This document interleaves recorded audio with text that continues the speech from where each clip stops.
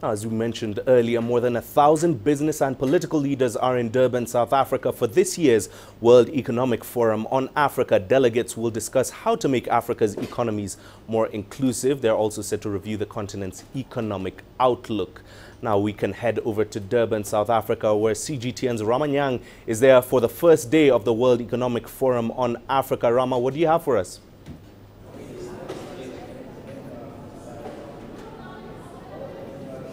Yes, indeed, Mahir. Now, quite a few things will be happening here over the next couple of days between the 3rd and the 5th of May. The formal program, in fact, will be starting in about an hour's or so time. However, let's focus on one of the key points of discussion over here in Durban. Agriculture. It's, of course, one of the biggest contributors to GDP across the entire continent. Roughly 32% of Africa's entire GDP comes from that sector. And it has enormous potential to lift millions of small-scale farmers right out of poverty. But those very same small-scale farmers whose concerns are going to be discussed here over the next couple of days are numerous. Access to credit, access to markets, infrastructure is also a significant problem for them. So how do we solve all these problems? Sumitra Naidu filed this report.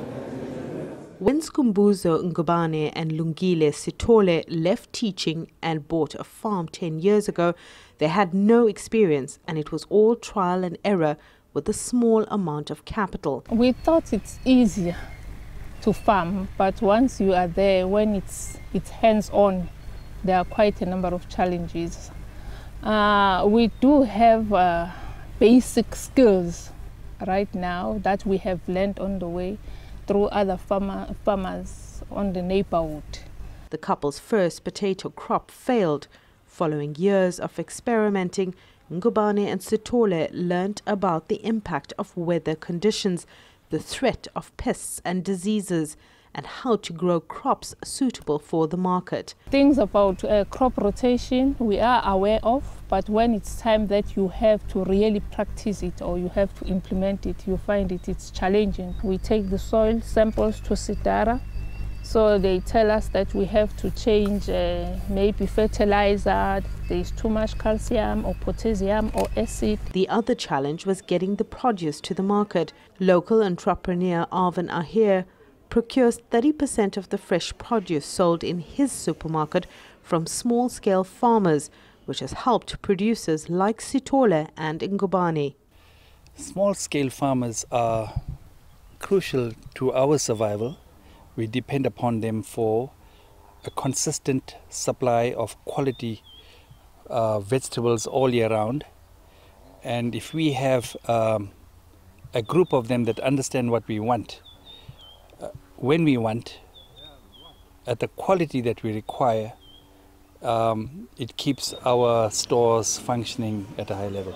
Another challenge that we are facing to the market is that we are the price takers.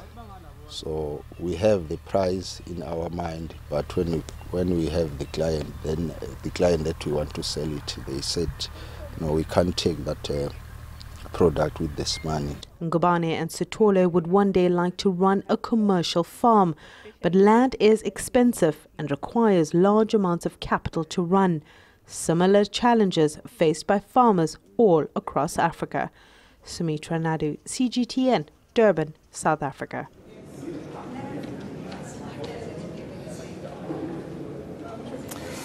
All right, then. Now, of course, one of the main themes that will be discussed here, not just aside from the question of agriculture, of course, is how do we build a more inclusive economy right across all the 50-plus African states on the continent.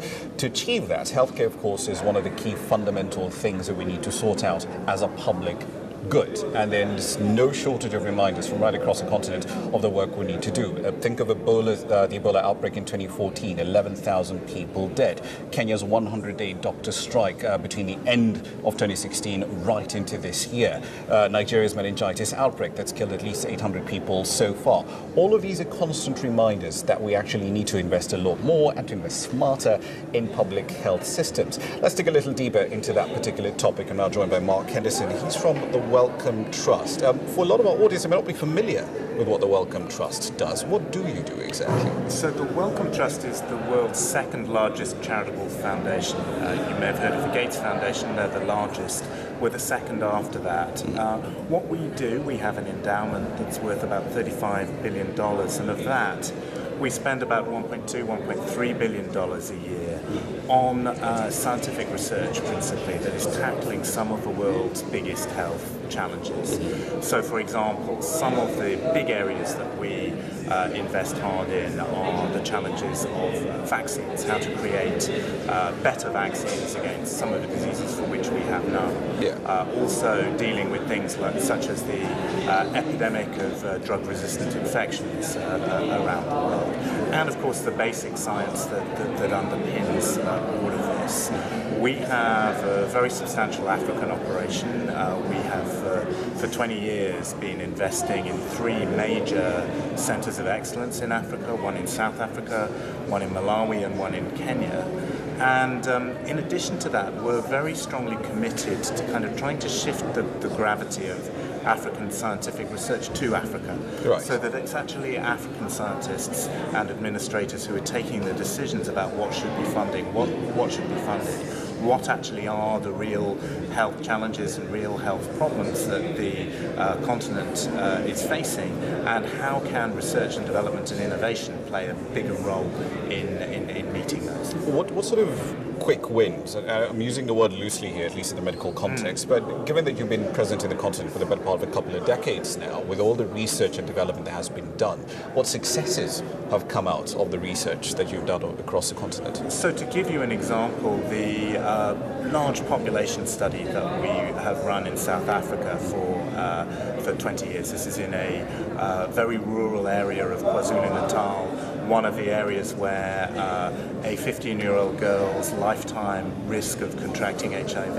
is 80%. It's one of the areas in the world with the highest prevalence of HIV and, of course, TB, which goes with it so much.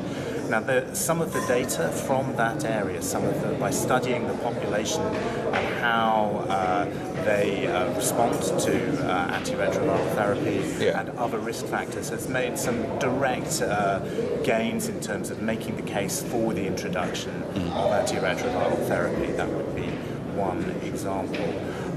On top of that, I think you have a number of cases just recently. So during the Ebola epidemic, it's the first major epidemic through which systematic research was actually done in order to develop a vaccine.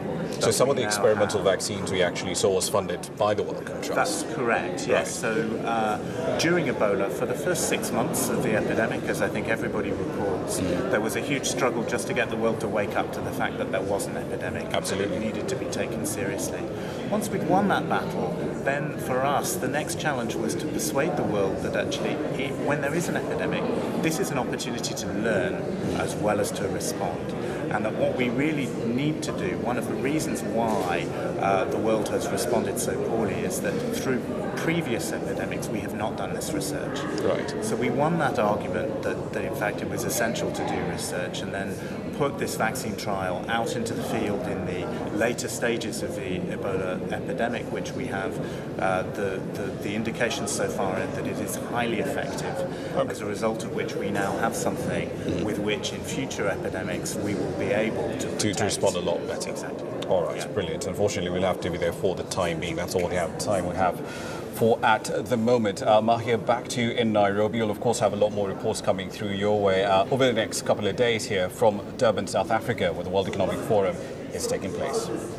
Thanks, Rama, and the rest of the team there will continue to bring us updates, as you heard, from the World Economic Forum on Africa in Durban, South Africa.